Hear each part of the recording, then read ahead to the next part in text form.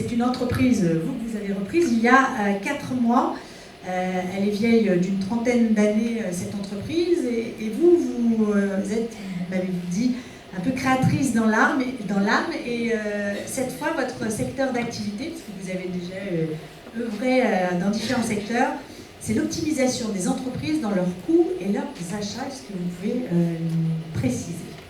Oui, alors effectivement, moi je faisais partie des 28% déjà accompagnés par la Caisse d'épargne à l'époque, mais plus dans la création d'entreprises. Et c'est une nouvelle expérience pour moi aujourd'hui de reprise d'entreprise d'une société donc, qui a 30 ans, qui s'appelle Ami2, qui a fait 5 millions d'euros de chiffre d'affaires avec 32 salariés pilotés en mode entreprise libérée.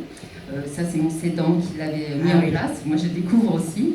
Et en fait, c'est un management tout à fait différent, mais avec des équipes très agiles et qui savent travailler très efficacement, qui sont aussi dans la salle aujourd'hui.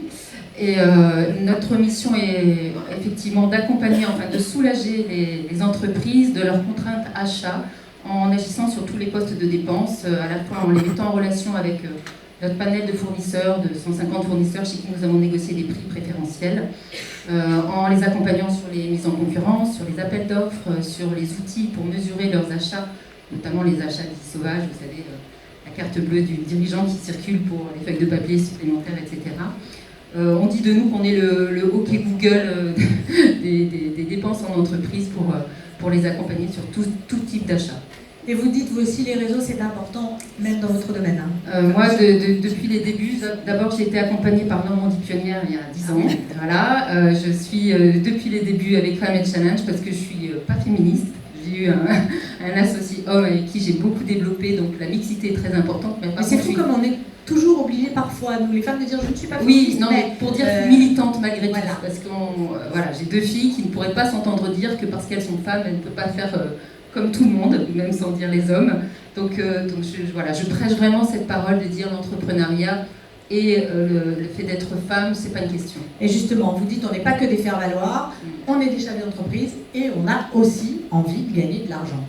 Exactement, ça a été mes propos qui, il y a une dizaine d'années, étaient bien moins acceptés qu'aujourd'hui, de dire que pour avoir une entreprise, il faut d'abord penser à aussi faire son salaire, parce que sinon, si on ne se paye pas, une entreprise n'est pas rentable et n'est pas viable. Et donc ça, je l'ai répété longtemps, et je constate aujourd'hui qu'après 10 ans d'entrepreneuriat, les choses changent, que les projets sont plus ambitieux et que les volontés des femmes se positionnent différemment, pas simplement pour créer son propre poste et puis avoir la liberté de gérer ses enfants, parce qu'une période c'était le cas. Vraiment aujourd'hui, moi je suis très admirative des nouveaux projets très, très ambitieux que je découvre, notamment ce soir.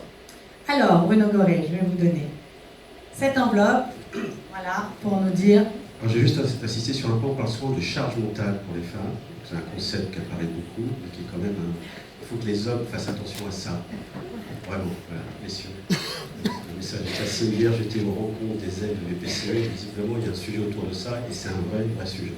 En tout cas, les femmes qui sont dirigeantes ou chefs d'entreprise. Alors, le gagnant, la gagnante. Écoutez, c'est très bien organisé. Karine Var. Karine Var. Le trophée.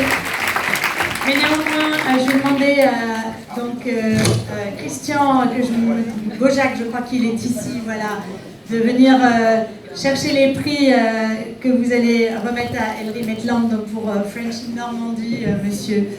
Et puis vous féliciterez Ellery qui est partie à l'étranger, au Vietnam exactement, d'accord, pour cette belle performance. Un mot à vous, Karine. Ce matin, une de mes collaboratrices me demandait ce que ça me faisait. J'ai dit, bon, je vais faire la météo.